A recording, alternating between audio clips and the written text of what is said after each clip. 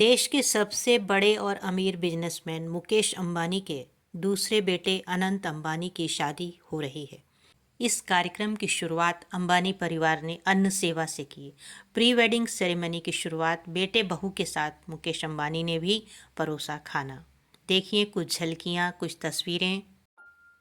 अनंत अपनी बचपन की दोस्त राधिका मर्चेंट के साथ अपने जीवन का एक नया अध्याय शुरू करने वाले हैं।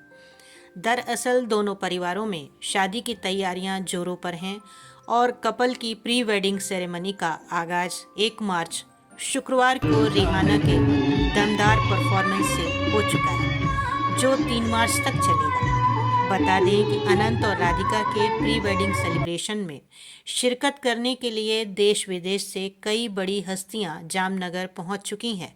तो आइए जानें कौन कौन से सितारे शामिल हैं। दुनिया भर की मशहूर हस्तियों की एक आकाशगंगा इस कार्यक्रम को रोशन करने के लिए पूरी तरह तैयार है। साथ ही अनंत अंबानी और राधिका के प्री वेडिंग समारोह में हॉलीवुड की पॉप गायिका रिहाना प्रस्तुति दे चुकी हैं। मुकेश अंबानी के आमंत्रण पर तमाम बड़े उद्योगपति, क्रिकेटर और कलाकार जामनगर पहुंचे हुए हैं। मेटा के मालिक मार्क जुकरबर्ग, बिल गेट्स समेत बड़ी हस्तियां जामनगर की शोभा बढ़ा रही हैं।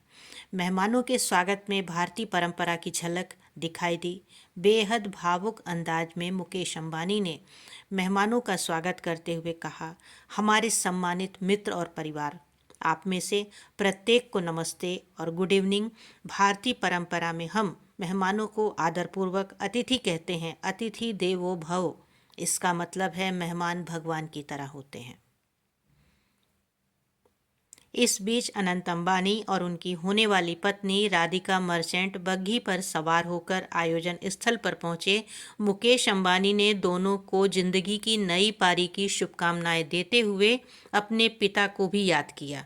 उन्होंने कहा, मुझे यकीन है कि आज धीरू भाई बहुत खुश होंगे क्योंकि हम उनके सबसे दुलारे पोते अनंत की जिंदगी के सबसे खुशनुमा पल का जश्न मना रहे हैं, और वो भी जामनगर में। मुकेश अंबानी ने बताया कि जामनगर मेरे और मेरे पिता के लिए कर्मभूमि बन गई है। यह एक ऐसा स्थान जहां उन्हें अपना मिशन, जुनून और उद्देश्य मिला। जामनगर पूरी तरह से बंजर भूमि थी। 30 साल पहले यह एक रेगिस्तान था, लेकिन आज जामनगर में हम उनके सपनों को साकार कर रहे हैं। मुकेश अंबानी की माने तो उनके परिवार का एकमात्र उद्देश्य भारत की समृद्धि को बढ़ाना और जिसमें सभी की भलाई हो, उसमें योगदान देना है।